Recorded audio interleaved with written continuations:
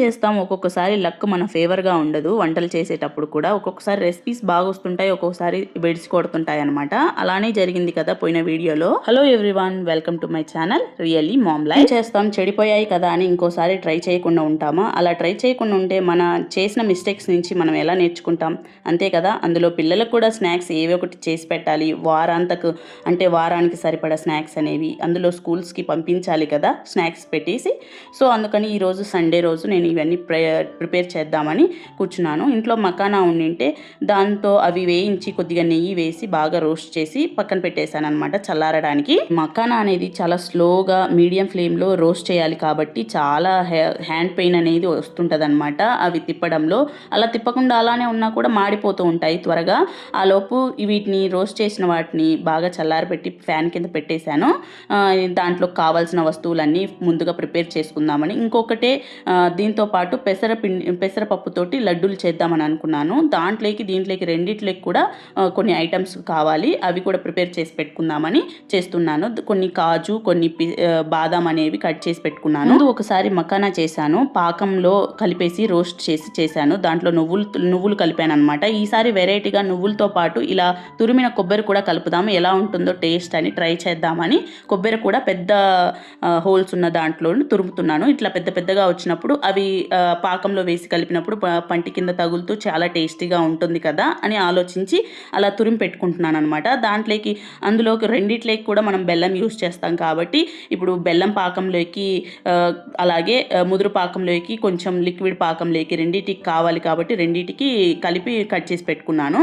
అలాగే మొన్న వారం క్రితము మిక్సీ చెడిపోయింది కదా, ఇంతవరకు చేపించుకొని రాలేదు, ఎందుకంటే ఎవరి బిజీలో వాళ్ళు ఉన్నామన్నమాట. ఇంకా అప్పటి నుంచి టిఫిన్స్ కూడా ఇంట్లో చేయడానికి చాలా ఇబ్బంది అయ్యింది. ఎప్పుడు ఉప్మా, పులిహార ఏదో ఒకటి మిక్సీలో యూజ్ లేనిది టిఫినే చేస్తున్నాను అనమాట. చాలా కష్టమైపోయింది ఈ వీక్ మొత్తం. ఇప్పుడు అర్థమైంది నాకు, మిక్సీ లేకపోతే ఇన్ని టిఫిన్స్ ఆగిపోతాయా అని. ప్రతి టిఫిన్కి కూడా మిక్సీ ఉండాల్సిందే అని అర్థమైంది. అందుకే మొన్న ఒకసారి పట్టి పెట్టుకున్నాను కదా బరగ్గా నేను పెసరపప్పు అనేది అది బాక్స్లో పెట్టుకున్నాను. ఇప్పుడు ఇది పౌడర్గా పట్టి పెట్టేసి పక్కన పెట్టాను. దాంతోపాటు నువ్వులు కూడా వేయించుకొని చల్లార పెట్టుకున్నాను. నేను కట్ చేసి పెట్టుకున్న బాదం పప్పు, జీడిపప్పు కూడా కొద్దిగా నెయ్యి వేసి రోస్ట్ చేసుకొని పక్కకు తీసి పెట్టుకున్నాను. ఇవి బాదం పప్పు, జీడిపప్పు అనేవి పెసరపప్పు లడ్డూలేకి వేద్దామని చేశాను. తర్వాత పెసరపప్పు పిండి కూడా వేసేసి నేను కొద్దిగా బరగ్గా పట్టుకున్నాను. మీకు కావాలంటే కొద్దిగా సాఫ్ట్గా పట్టేసుకొని దాంట్లో కొద్దిగా నెయ్యి వేసి వేయించుకోవాలి.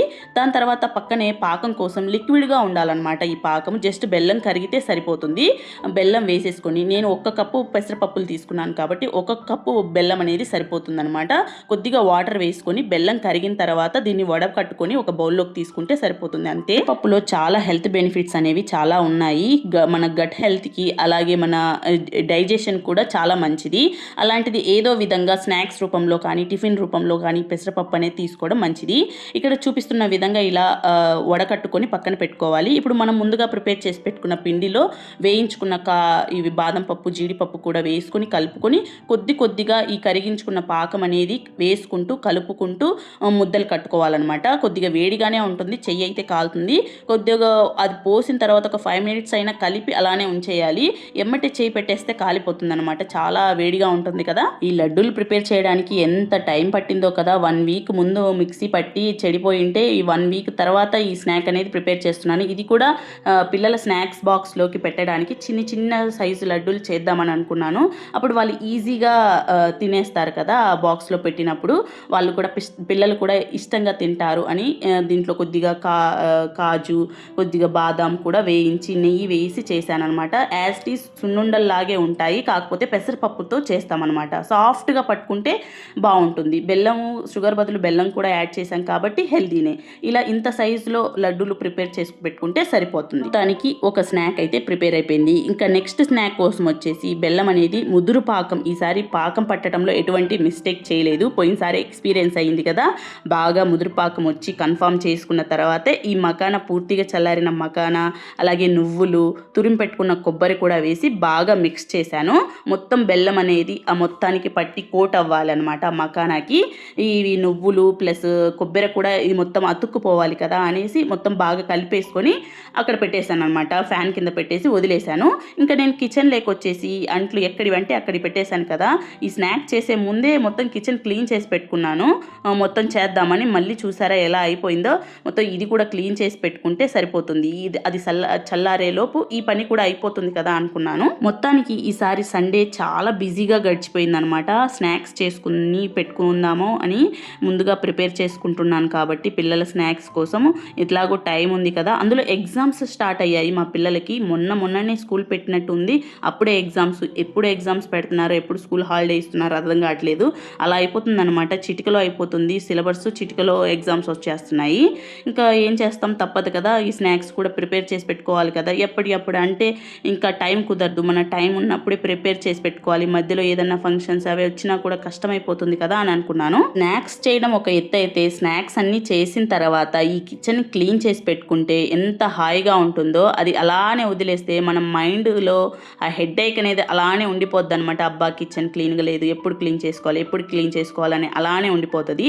ఆ సింక్ ఖాళీగా ఉండాలి, కిచెన్ నీట్గా ఉండాలి. అప్పుడే మనసుకు ప్రశాంతంగా అనిపిస్తుంది కదా. మీకు కూడా అలానే అనిపిస్తుందా? మొత్తానికి కిచెన్లో క్లీన్నెస్ అనేది అయిపోయింది. ఇంకా నేను బయట వచ్చేసి బట్టలు ఉన్నాయన్నమాట. బట్టలు కూడా ఫోల్డ్ చేసి పెడదాం. ఫస్ట్ అయితే బట్టలు తీసుకొచ్చి ఇంట్లో వేసేసి బయట కడుగుదాం అనుకున్నాను వాటర్ పోసి. నెక్స్ట్ డే సోమవారం అవ్వడంతో పూజ చేసుకోవాలి కదా, దానికి ప్రిపరేషన్గా ఈరోజే ప్రిపేర్ చేసి పెట్టుకోవాలి. అది మొత్తం క్లీన్ చేసి పెట్టుకుంటే రేపు మార్నింగ్ లేచి జస్ట్ తడి బట్ట పెట్టేసి ముగ్గేసేసుకోవచ్చు కదా అనుకున్నాను. అందుకే అది ఫస్ట్ క్లీన్ చేసి ఇంట్లోకి వచ్చి బట్టలు మొత్తం ఫోల్డ్ చేసి పెట్టేశాను.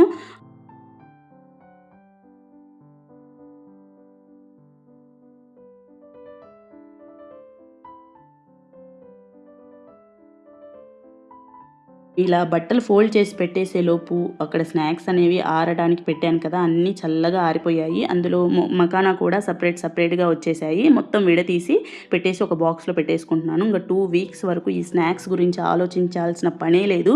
నా మైండ్ ఇప్పుడు ఫ్రీగా ఉంది అని అనిపించింది. స్నాక్స్ ప్రిపేర్ చేసి పెట్టుకోగానే ఈ స్టోరేజ్ కంటైనర్స్లో వేసుకొని 2 వీక్స్ వరకు స్టోర్ చేసుకోవచ్చు.